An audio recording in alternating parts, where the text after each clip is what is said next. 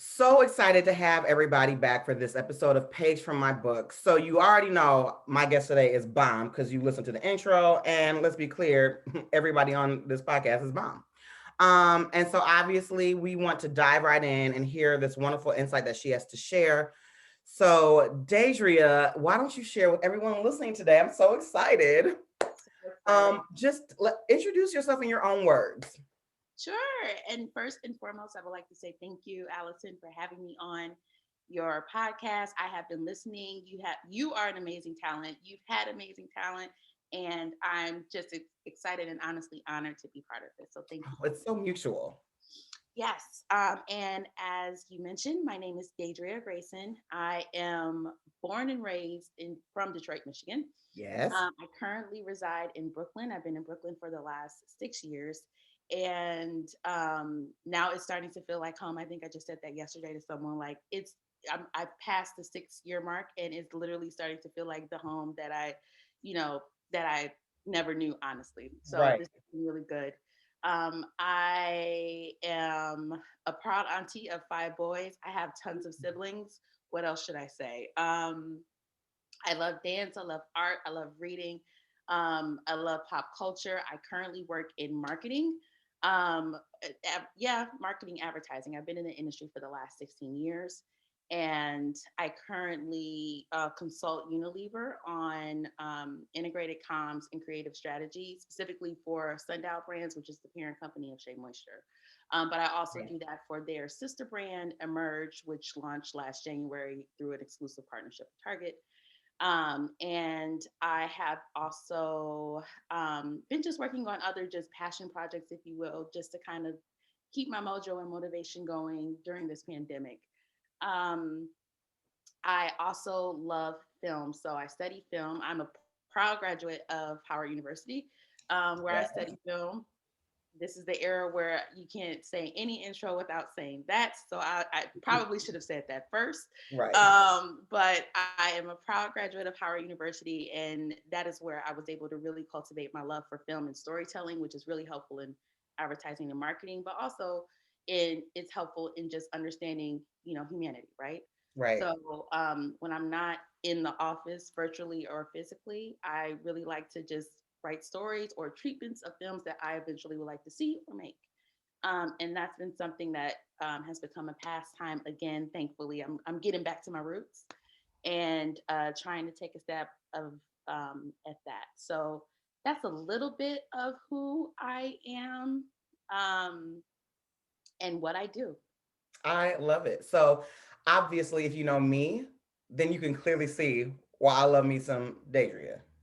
I call her Day, so that's probably gonna come out in the podcast. So I just want to call it out Yeah. now. Um, yeah, all of that. I feel you. I'm aligned, and that's why I love you. And you are a boss because you said that's a little bit of what I'm doing, and all of those are major. But I love to hear it. Like that's what I love to hear. Um, so there's a couple things I want to pull from everything that you just said, which was super great. So you're working on a passion project. Do you want to share what that is, or is it kind of like still in the know, like unknown? It's a couple of things. So there's a documentary that I'm really passionate about, that I'm just writing like and revising treatments and spec scripts about. So it's Yeah. really about men in Black love, Mm. and or men and love, I guess I should say. And Mhm. then, which generally speaking, it's really to encapsulate the feelings of Black men as it relates to partnership and finding and maintaining love. Because I don't think that story is ever told, or those feelings are ever shared as often Mhm. through the lens Mhm. of us, which is fine as Black women. We Yes. need our voices too.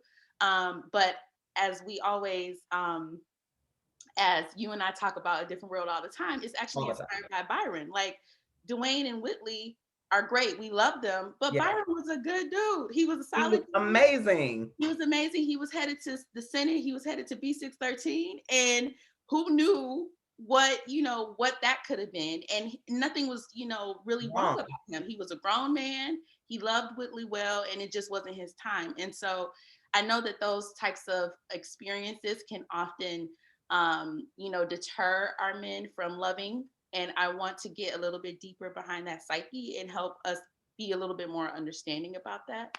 And honestly, I'm just curious myself because I'm like, why can't y'all get past the 7-year-old crush that scarred you for life? Like, I don't understand. Like, it always comes up. So Right. honestly, I just want to, share that perspective. Even though I'm Sharing not a Douglas the spouse, third. but I love it. yes. And then the other is just about, I one of my other passions is um, black expat culture in France, Mm. just because it served as a sanctuary for so many black artists, Mhm. in modern times. And so we'll love to tell stories about what tracking those footsteps look like. And that, of course, inspired my last trip. But James Baldwin, Angela Davis, Wow. Josephine Baker, so many members of the Harlem Renaissance, Langston Hughes. There's such a footprint of Black American culture over there, and how do we learn more about that? So those are two of That. my interest points. Okay, so when those are more on the complete end, we need to have you back to discuss it because I am interested in both so deeply. Good, thank you. I'm happy for this focus group, and it's literally like in paper form. So it'll be a while, but thank you. No, that's totally fine. When this podcast is over, I'm not gonna lie, and I hate it for y'all listening. I want to so talk about more of both of those. Yes, yes, yes, But and that is clearly G14 classified until further notice. absolutely. Um, what I thought was really great is how you talked about having a passion project, and why do you think that is important? And it's slightly a rhetorical question, but at the same time not, because I noticed that we can accidentally or intentionally get so caught up in what we only do for a profession, Yeah, or and this is like live your best life. I'm not saying choose a side or another, or one is right and what is wrong, but we are constantly always told that even if it's something we're passionate about, we need to make it work for income. I think there's things that are smart about that. I also sometimes think, personal opinion disclaimer, that it's like sometimes it's just a passion, and when I add too many business aspects to it, it's like it loses it. yep, And if it brings additional income where all I have to do is still remain passionate about it, that's great. yeah, But why do you think that's just important to, in the midst of all that you have going on, take that time to have a passion project? yeah. I think so. And a lot of professionals get to this point. We graduate school, we said we want to do something specifically. We work. And then one day we wake up and we're like, well, all right, so Yep. what do I have to show for that? What I have. And, you have a great network of colleagues.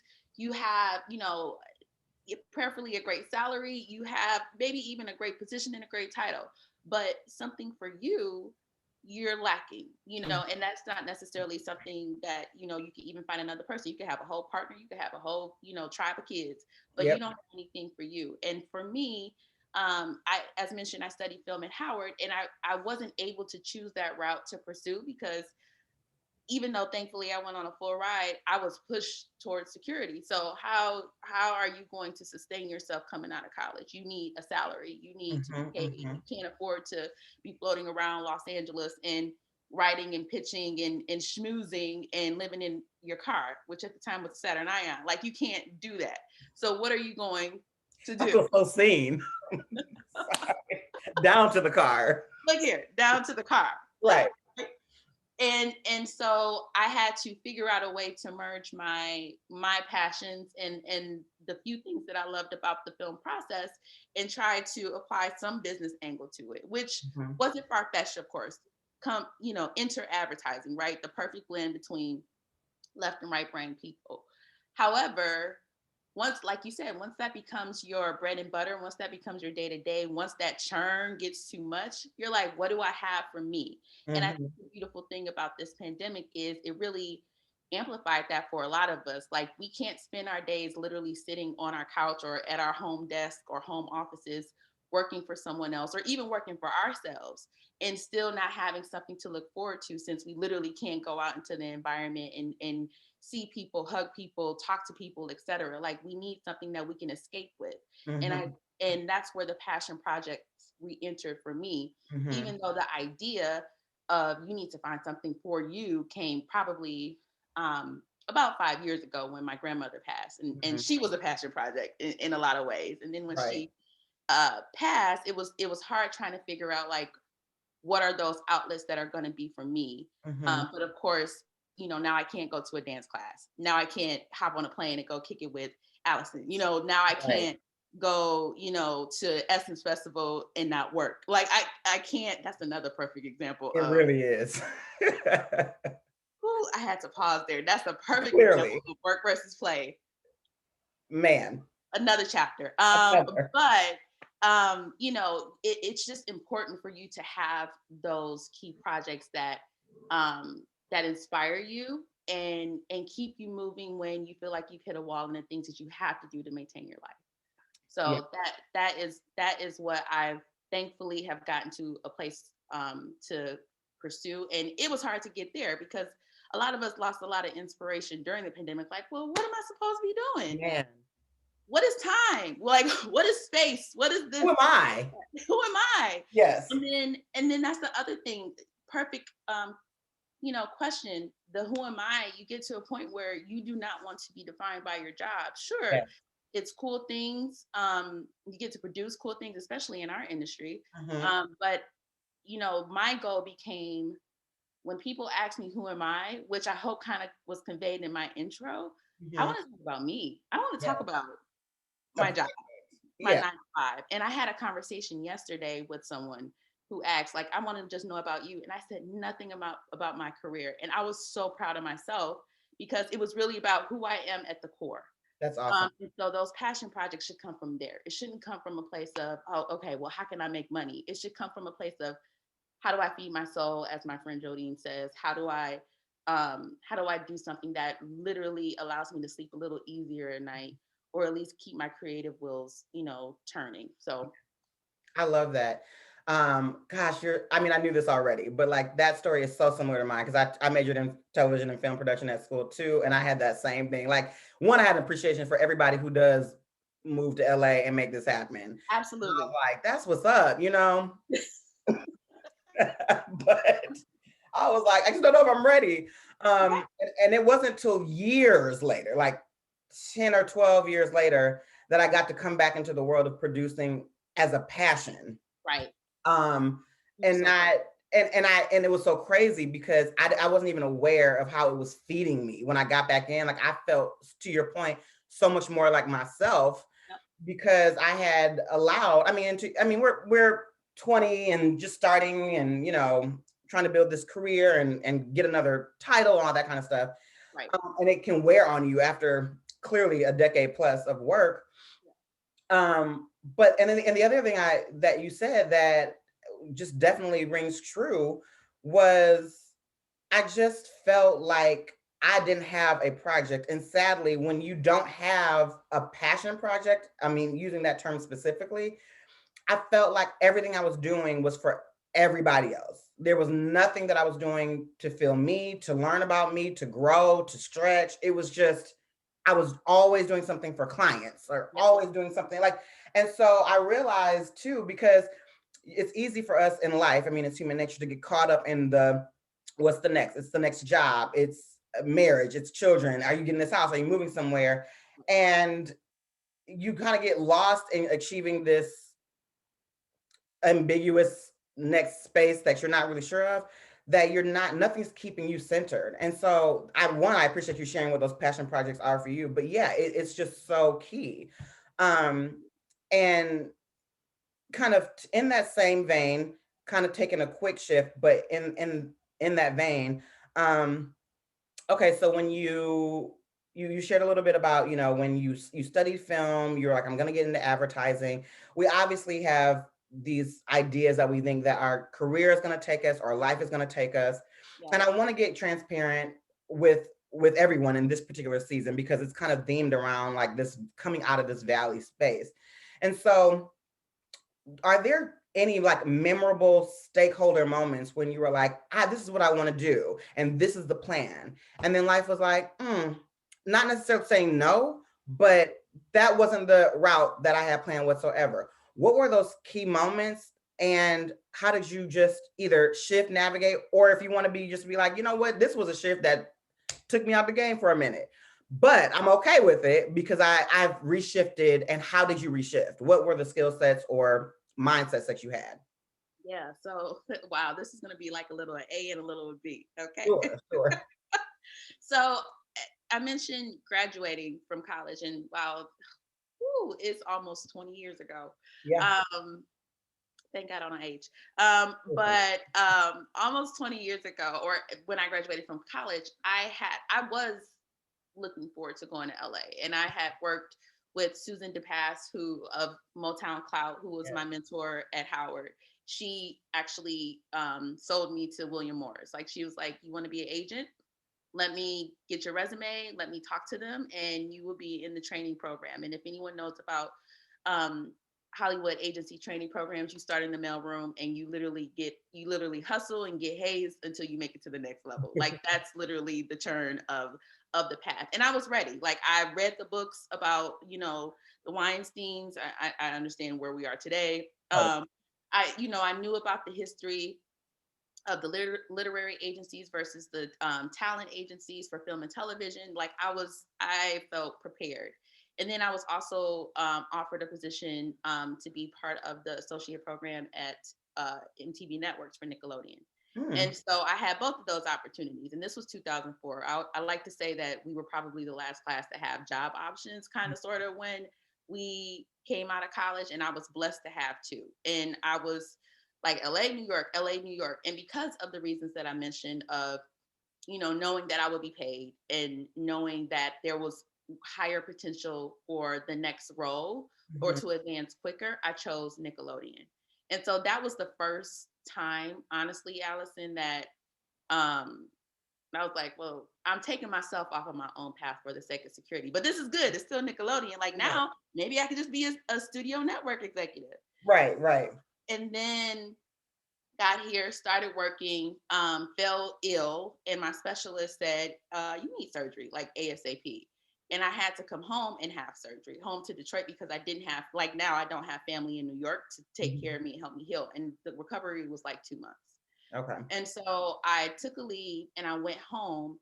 And, my grandmother at the time wasn't doing well. New York was expensive. Even though I had a salary, it was really low for New York cost of living. So while I was literally in bed, I was, um, looking at other jobs on Monster.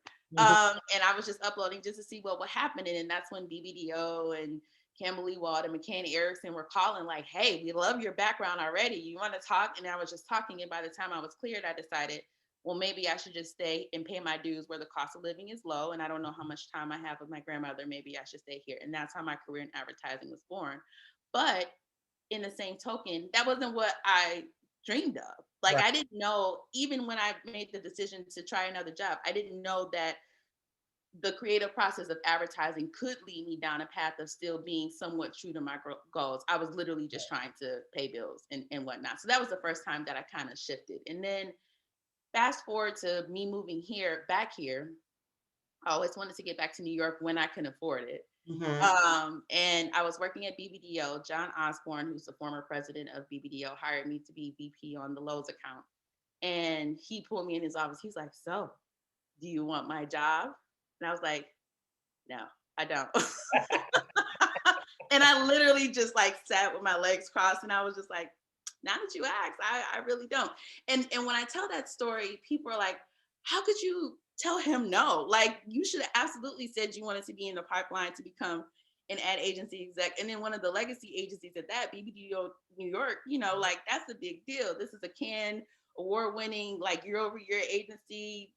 They're known for great work. I mean, their slogan is work, work, work. Right. So, but it was at that moment that I realized, um, I'm on this path, and thankfully I was able to advance um, quicker than I would ever expect it in advertising, especially for someone who didn't know the industry when she entered. Like, Mhm. to be VP at the time, I was 33. That was pretty good. Like, I could have been on a trajectory, but I also saw it for what it was. And I was like, Right. this isn't me. I don't want to dedicate my life to, an agency P&L and client service and God knows what else is behind the curtain and in the closet and all that stuff. Like, I don't want to deal with those skeletons, and I don't have enough passion to be able to show up every day in full authenticity of who I am. So that's why I said no. It was like a flash, and I just said no. And then I just thought about myself, like, well, okay, so if you said no, then what do you want to do? Right. Like, what's going on? And so then I started to go down the social impact route, and I left BBDO to go to another agency of SS&K. And prior to that, like right before I went to BBDO, was when I lost a lot of people, and including my person. And I think I just hit a emotional wall. Like it was hard for me to immerse myself or even perform at work, Yeah. because I was trying to just battle my emotions. On top of that, I was in a new city without my like core crew, and Yes. that was starting to take a toll. And then becoming a quote unquote VP in the agency world where no one looks like you, that was starting to take a toll. It was just a lot that really kind of just slammed me against the wall. And I ended up leaving SS&K. That was the agency that I went to, because one of the partners literally came to me and was like, you just seem so miserable. Like, and honestly, Allison, I told everyone, like, I chose to leave. But we had the conversation. They were like, you are miserable. Do you want to be here, or do you want Yes. to leave? And I was taken aback by the honesty, but also just taken aback by like, is this a real conversation? Like, do they really care? Do I really answer? Do I fake it and say, no, I'm good? Like, what do I do? But again, in the same situation of when I was speaking to Ozzy, I said, no, I'm not okay. And that was the beginning of the end there. And I ended up being, you know, underemployed, unemployed, whatever you want to call it, for the next 18 months, where I was literally just trying to find out, what do I want to do? If I don't want to do advertising, then how do I show up? So those two, maybe three instances were very pivotal turning points for me, in just trying to honestly get me honest, and say, if this isn't what you want to do, if you feel like you've given more than you received, then what is the ideal scenario that will allow you to, as you said earlier, live your best life and be true to who you are, get back to your roots, and get happy again. Yeah. And it's been a journey. I can't even honestly say that I'm 100% there, but today I can honestly say that the life that I've built as a consultant, and praise God for this, I have been able, as mentioned, it has given me space to find those passion points and to have more balance and to just be who I am, which is what I call culture counsel, and just being able to tell people what to do, what not to do, why not to do it, or why to do it. Like, I feel like I'm in my element now. So I'm getting there. I don't know what the future unfolds, or what the future holds, rather. But I would say that those three moments are the ones that I keep going back to. Like, those are pivotal moments that really forced me to get honest and get serious. Wow. I first have to just say thanks for sharing all of that. Was that too much? No, actually, it was so perfect, and my mind spins because every time you said something, I was like, "Ah, that's so good," and I saw myself in a lot of it. I'm sure a lot of people did. The difference between seeing ourselves in your story and pulling out and taking away from that story some key insights, those are two different things. So yeah, I think a lot of us have felt like had a moment where like, this isn't me, or I may feel like I'm in the right industry, but this isn't the right role. Yeah. The question was, tell me about a time when you felt like you had an expectation for a journey or path and then had to pivot. What was really profound for me was that you said, I took myself off the journey that I had. Yeah. And that's extremely hard to do. And that takes a very high level of self-awareness and maturity to do. And I say that fully understanding that it's not like you're lacking bravery if you don't do that, but you do have to have a boldness and a security and confidence in who you are to make that happen. So one, I applaud you for that. Thank you. But I wanted to linger there because yeah, I I can probably name like definitely one situation where I was like, I need to extract. Now I will say I was holding on with my pinky finger. So it wasn't like, no, I'm gonna, I'm gonna walk away because this doesn't serve me. No, it was like I was dragged. Yeah. And then I was finally like, no, this doesn't serve me because I'm crawling out. But I remember taking that step of faith because I didn't know the next step. And for you to kind of identify that, especially, as you mentioned, like with all these quote unquote industry titles and everything tied to it, that's just no small feat. What I hope people really adhere to is that, but you have to do that. And oh, go ahead.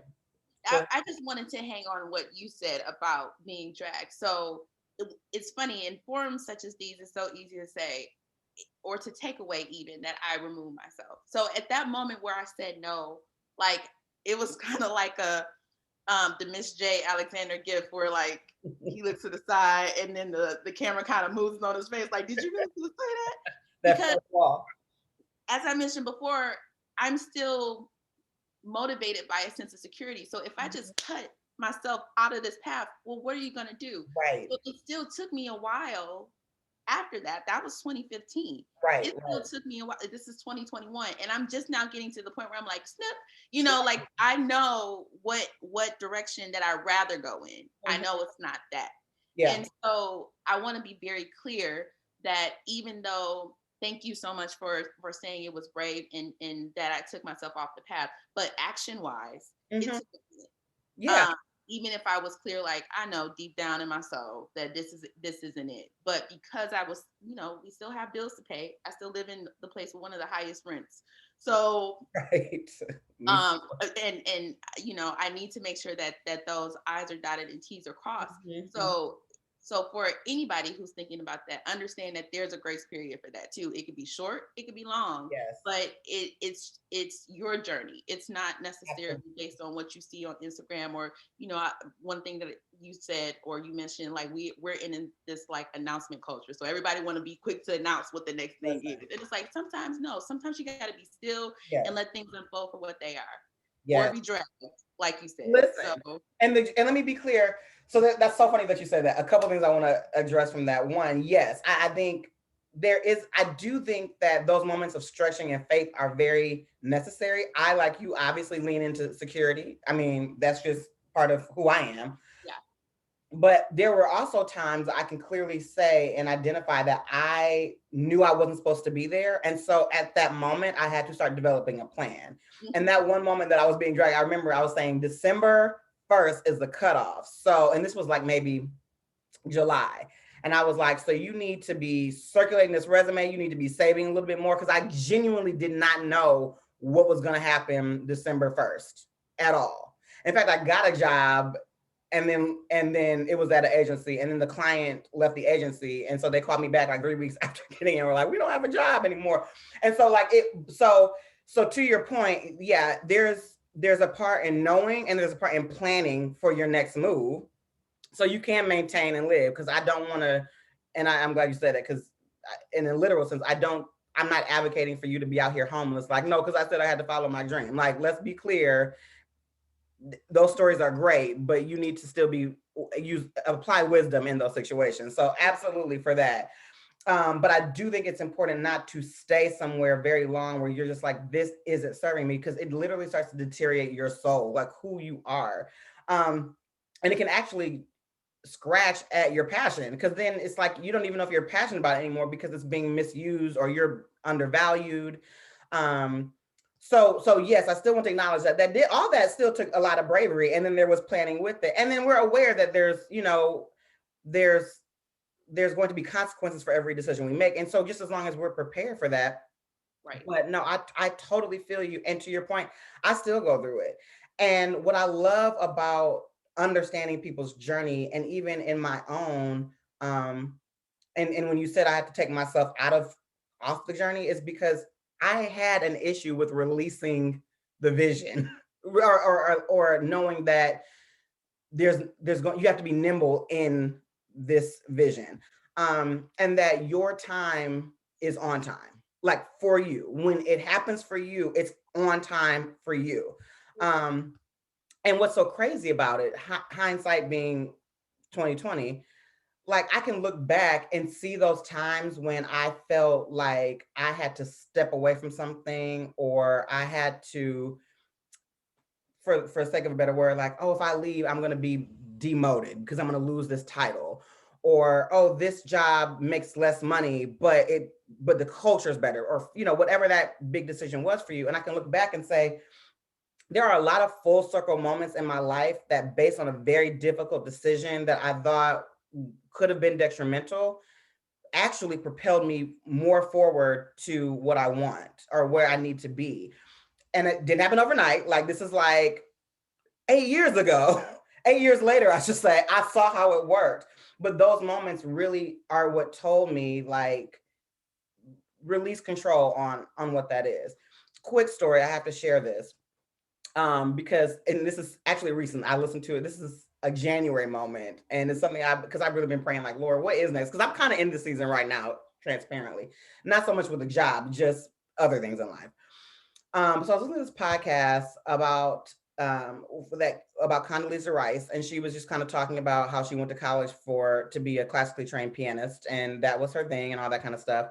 And so she was explaining that whatever happened at college didn't feel like it was leaning her into that security realm, or parents, boomer parents, generation before that was like, so if you're not gonna make that money, you need to change that major.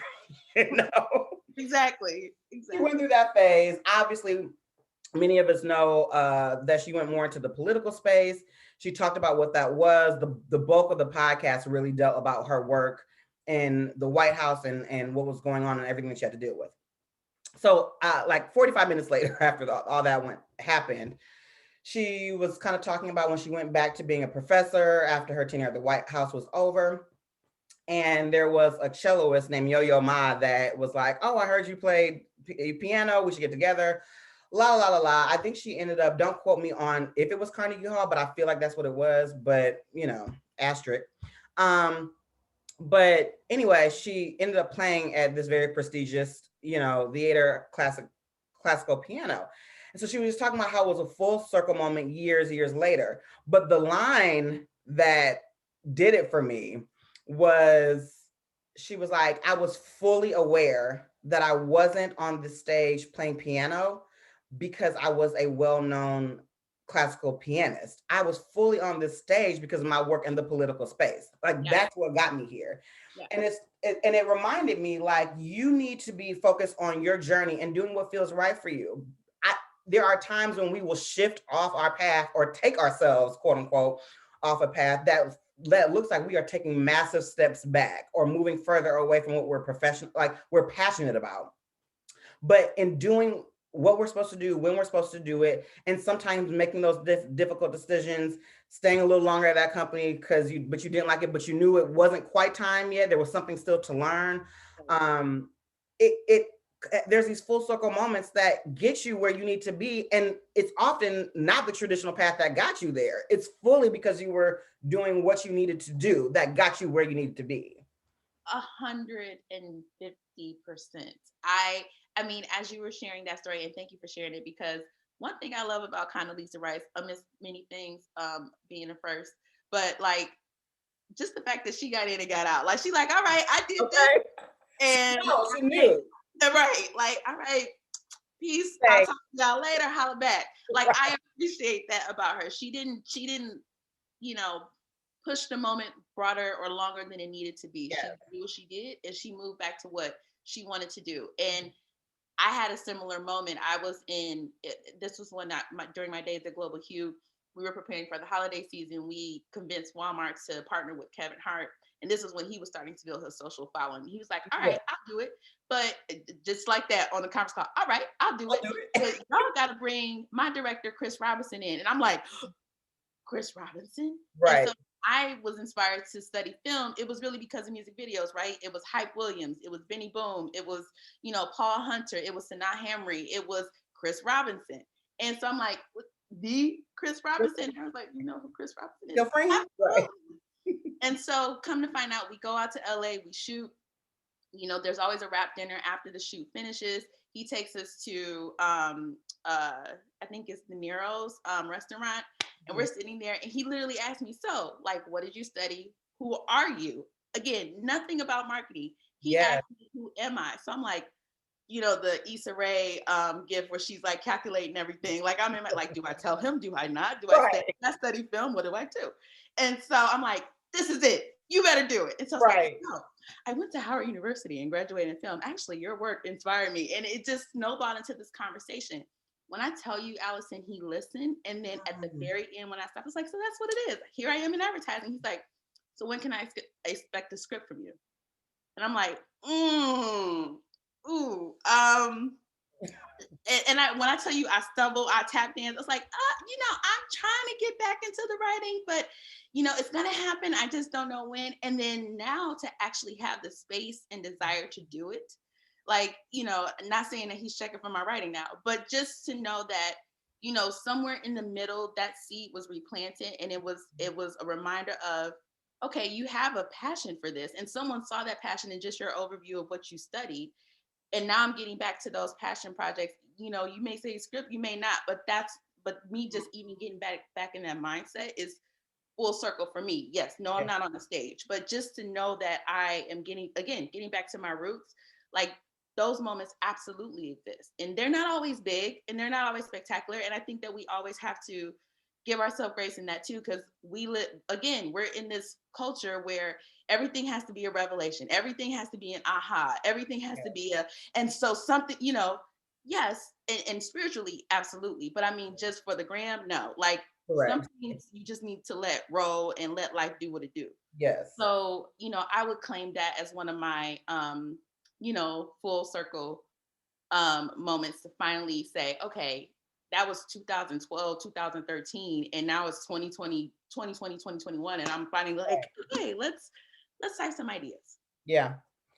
I need to just say it on the record since I have you on the phone, but whenever this podcast lands in the hands of Debbie Allen, both Daidria and Allison are ready fully. Ready. We are so ready. A count I, done. What I you was about to say, I need a dance stick listen, quick. immediately. Listen, Madam Allen, we are here and ready. Know this. Here Okay? for the Nutcracker hot chocolate Listen, all of it. this We week. got ideas. We got ideas. We got practices lined up. Yes. I love it. I love it. So you were talking about this opportunity that was kind of placed at you in a full circle moment. Um, that you were and you were so excited to be able to say, like, yeah, I was authentically who I was and I got to share it. So if you had to just think back to life to date, Mhm. what would you say, like, Deij, I'm most proud of you for this? I would say, that um, I'm very proud of me surviving, honestly. And Mm, I say that I'm getting emotional. I'm saying that because um, um, it's not easy to navigate a lot of the things that we navigate as Black women. First of all, it's not easy to navigate an industry or a culture that wasn't built for you, honestly. yeah, And then on top of that, like you're inspired to chase your dreams, but you don't always have the counsel to say, like, if you were when these scenarios present themselves, this is what you do. mm-hmm, And so with that said, I'm very grateful to be able to say I've been in Brooklyn for 6 years. mm-hmm. That's a feat. I have, especially with the pivots professionally that I've had to take, and then to still be in this amazing apartment and still, be able to live here comfortably. Like, first of all, that's just God's grace. Mm-hmm. First and foremost, that's just what it is.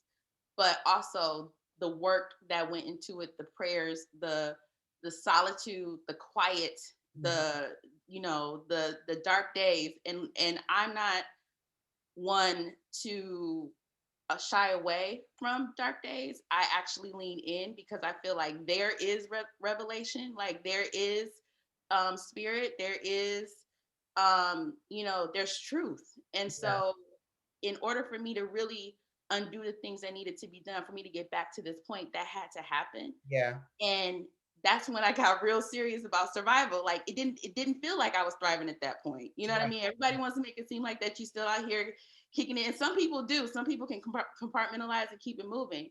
But I had to really get clear about what that meant and how that tied to who I wanted to be and who I am. Yeah. And so I will have to say, and sorry, Allie, I didn't mean to get No, teary. that's And great.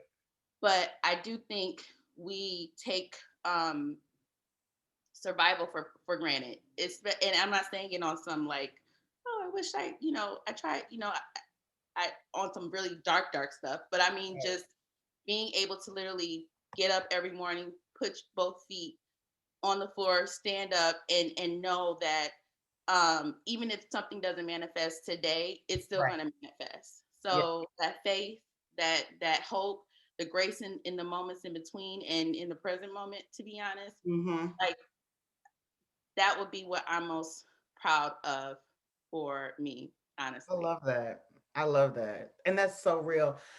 Uh this is a confirmation moment for me because I've had we've all had our seasons of difficulty, and to your point, that dark moments, those dark moments or confusing moments or attacking moments.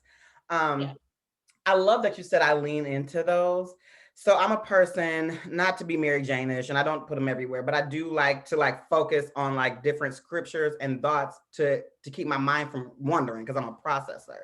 And when Yeah. you say lean into the darkness, everything you described, I have to share because, and this is me because you people know me, but the scripture I've been leaning into is James chapter 1, 2 through 4. And it says, consider it a sheer gift when tests and challenges come at you from all sides. You Oh, know that under pressure, your faith life is forced into the open and shows its true colors. Don't try to get out of anything prematurely. Let it do its work so you become mature and well developed, not deficient in any way. And that verse I've been holding on to because it's very weird to be like, consider it joy. And I mean, and I don't think it was written to be funny at all, but it's like when you said lean into those dark moments, it's like, don't try to rush out of it prematurely. Let it do its work so you are not deficient coming out of that season. You are very well prepared. And it's so true. And that for you to be like, I am proud of that surviving, and even the strategy of leaning into the darkness to get to that place is profound and scriptural. But it's yeah. profound because I think that's one of the biggest issues, even kind of a thread in this particular episode, as you shared a lot of your story, as far as like taking yourself out this regular journey, or hitting these walls that seem like this hurts, or maybe I felt like the people that thought I needed there left by choice or by life or whatever. We really do have to not try to rush things through. What is for now, I don't even want to say what is for you is for you because that seems so cliche. But honestly, your journey is still well written, even if it's not written your way. And when Absolutely. you lean into those moments to learn from them versus try to escape all the time, um, there's value in that, and that does build the bravery and the self-awareness. And so again, going back to when you said that, and I was like, shout out to you because that is brave. Like I genuinely meant that, because that is something that we don't, none of us ever arrive, but I think we do need to start getting to a place where we're comfortable of leaning into those darker moments like that. Hashtag that and post that today. But that is a real thing. Like lean into that darkness. There's nothing wrong, and it's a time of learning. Yes. Yes. And that's what I was going to say too. Two quick things. One, it got to the point where, and I've always, as you know, I was raised by my grandmother, and my grandmother was a solid woman of faith. Yeah. Like we used to jokingly say she got that water walking faith, like literally, like she would just Right. literally say, You're gonna "Oh, walk on the water. Right. I'm not concerned," and God would grant that prayer to her. Like she literally was a woman of real faith. And so when I got to my moment, and of course this is after she passed, in hindsight, and maybe even in the present, I realized that that was the time that I needed to build that same level of faith. So Mm-hmm. God was there, one. And then two, it became a question. One of the things that she used to always say, especially um, when we started to hit the season of loss, and she said, we've been blessed, and who are we not to experience? And Listen, so that has been my attitude when, certain things arise that are not ideal. Like, who am I not to, you correct. know, Yep. be to receive this, scenario or circumstance or whatnot. So if it's presented to me, just like anything good presented to me, it's up to me to go through it. Like, I can't Yes. dismiss that either. We like to say we are the product of our ancestors. We stand on their shoulders. Then we need to have that same energy when it comes to our life issues. Like, we need to make sure that we honor every single stop that we have to make, good or Yes. bad, Yes. indifferent.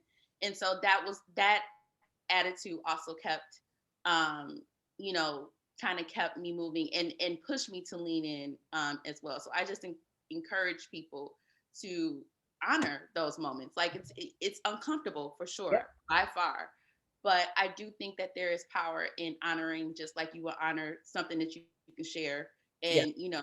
and celebrate. Like, it's necessary. Yeah.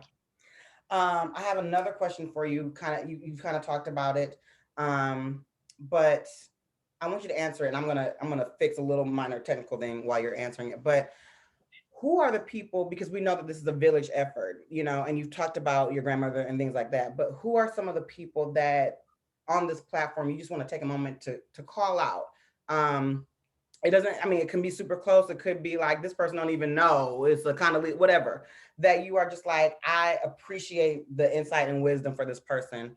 Because I'm all about letting it be known. It's a village effort, but then in addition to that, like saying people's names. So Yes. share that. Yes. Yes, I'm gonna work on So I'll start with the women of my family. I'll start with Daisy Brown, my grandmother, Daisy Mae Brown. I'll start with my auntie, Janice Garner. I'll even start with my mother, Sylvia Brown. We have a strained relationship, but her journey is, no less inspiring.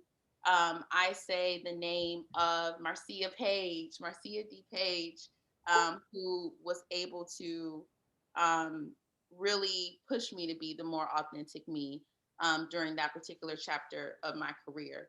And also bring me to Allison Page and my other sisters who keep me lifted, keep me encouraged, and just honestly let me be me. So Mhm. Allison Page, Kristen Wells, Rhea Mallory, Kelly Crawford Schrock.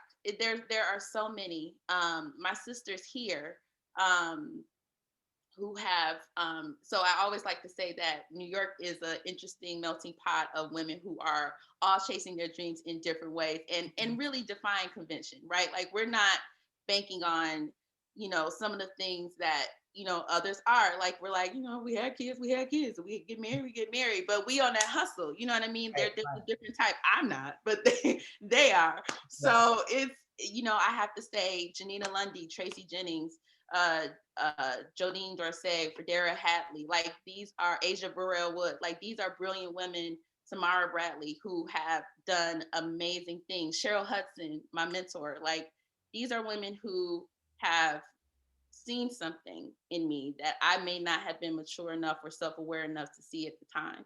Mm-hmm. And I am forever indebted. And then there's, like you said, the women who don't know me. There's the Michelle Obama, Yes. who I love her is because, we joke about regular Black and that culturally or even scholarly, that may not be the best term. But Mm-hmm. what I love about her is, like, she's from the South Side. She looks like me.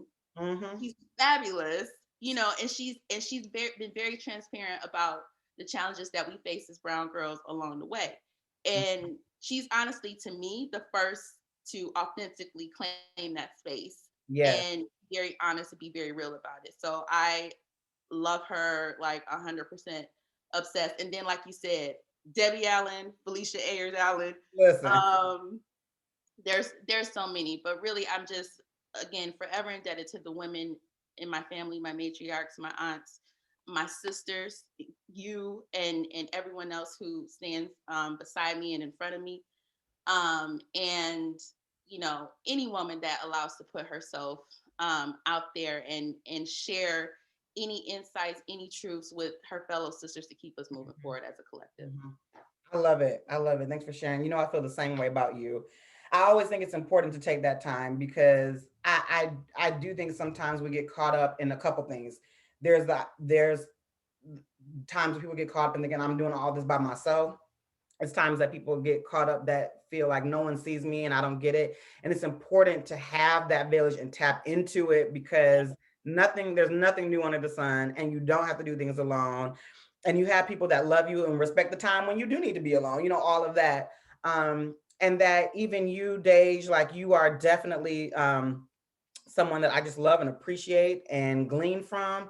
And I'm always telling people like you are a part of you are a vital person in someone's story that you may not even know. Like literally, like someone out there would name your name and you're like, I don't even know them, but they know you and they're aware. So I just love to take those moments because we don't get those moments to either share or be heard that you may be that person. So thank you for that. Um, so one question I'm asking everybody this season is we all, and I know you do, but we all sometimes, whether it's like we're working out or we're just focusing on getting a project done, or we just drive in the car, have a song that is like our theme song or that gets me through, or like, this is my anthem. Yeah. So I have to ask you, what is your song that gets you through, that inspires you, that gets you pumped? What is that for you? Yes, I'm here for it. I honestly have a playlist, and my good friend Asia, Asia Wood, yes. She's an ethnomusicologist. She made me Click Your Heels, Dorothy playlist that has a whole bunch of anthems. But honestly, it's so hard to pick one. But one that I've been playing over and over and over again is actually a Michael Jackson tune. It's called We're Almost There. And I used to honestly play it during my rock days on Thursdays. Like, I'm like, we're almost there to Friday, we're almost there. But when you listen to the words that Mike sings, like, no matter how far, tomorrow may seem, don't give up your plans, don't give up your dreams, no broken bridges can turn us around. Like, there's so much there that just reminds you that the next day is an equal opportunity for your dreams to unfold and for things to happen. So we're almost there. Yes. And honestly, what I also like about that is what I've been telling my nephews, like, we are always focused on the end goal, and really the end goal means that it's over.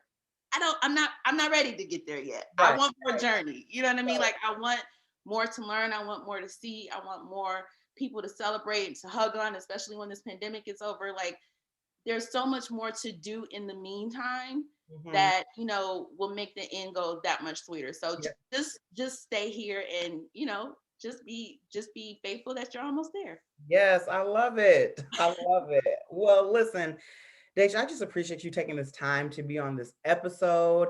I obviously you have a lot of knowledge about your passion projects, obviously, which the both of those topics were really, really great. Additionally, you have a profound professional background and repertoire to glean from. If you're open to it, totally up to you. Are you willing to share like any of your social handles if people want to follow you or learn more about you, or maybe even book you as a panel speaker? I don't know. Okay. Yes. And first, let me just apologize to the audience. I really feel like I'm Meek Mill on the video camera and just yelling at the mic. So if I seem really loud, not at all. Not at all. Okay, good. But yes, I have a profile on Facebook. I am also on Instagram as my name, Deidre Grayson. That's my handle, DAIDRIA. I am on Twitter as DERG. And if you type Deidre Grayson, you'll find me. Both are private. Don't feel a way about that. Just tap in and I'll gladly accept you. I'm just hyper paranoid about spam accounts. Yep, I get it. I'm not mad. I'm always like, private is just for the person. Exactly. Be bold, build your network. And LinkedIn as well. I'm on LinkedIn. I'm on Clubhouse for what it's worth. And that, follow me anywhere. I'm really open. I love community. So. That's awesome. I love it. I love you. I love that you took the time to be on this podcast. Super grateful for you. And thank you for just being so transparent and open, because I think those are the moments and stories that people need to hear. And it allows people to, those are actually the moments that allow people to feel seen, because sometimes everything and everyone presents themselves as such a perfection. And I know for me, I'm like, oh gosh, is no one else going through something? Is it me, Lord? I be by myself, you know? Exactly. And so I'm like, you know, so I love it when people can be authentic, because there's power in that and there's empowerment. Um, and people know that, hey, you can, there is a peak Yeah. after a valley, Yeah. and it's going to take some willingness to be open, to be flexible, to know when you got to make the turns, to know when you need to lean into the valley a little bit more, and maybe linger till you figure out what it is that you need to learn from it, so your peak can be that much more sweet. And so you've definitely shared a lot of insight into that. So grateful, so grateful. Yeah. No, thank you. I love you. And just know, like, watching you just lean into all of your talents and glory is has always been an inspiration. You make it look effortless, and then you build to incorporate other people and bring us along. So just know that I am forever appreciative of you and just in awe of you. And I hope that, and that's why Mary had a little limb. I want to make sure that that Listen, stays on on it. on record. But just know I appreciate and love you so much, sis. So Oh, I love you too. Well, listen, thanks for listening, everyone. I am going to end this episode and talk to Deidre more about her passion projects that you are not privy to, but that's okay, because you'll be privy to it eventually, just not today. But no, that comes out of love. So with that being said, have a wonderful week. We will talk to you soon. Take care.